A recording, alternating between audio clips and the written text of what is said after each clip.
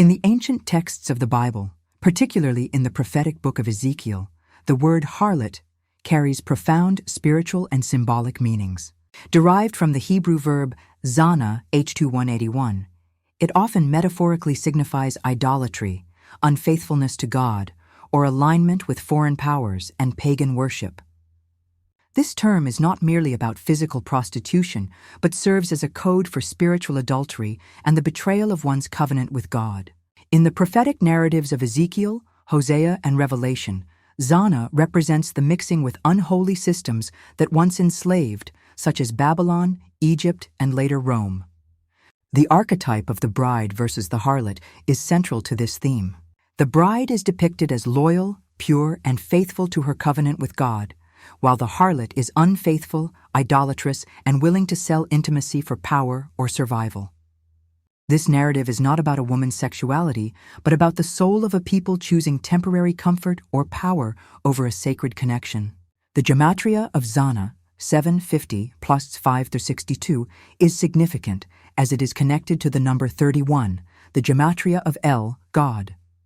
This suggests a soul once marked by God's imprint is now divided, symbolizing a split covenant.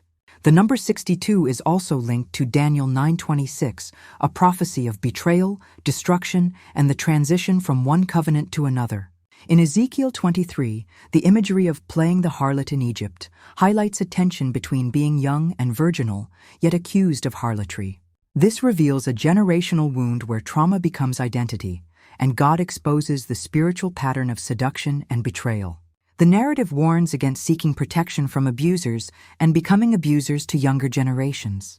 The New Testament echoes this theme in Revelation 17, where the great harlot represents a global system of unfaithfulness, luxury, and power. She is seductive and deadly, a counterfeit church and system that disguises destruction with seduction, drawing people away from truth. Psycho-spiritually, harlotry is the exchange of divine identity for survival, attention, or control.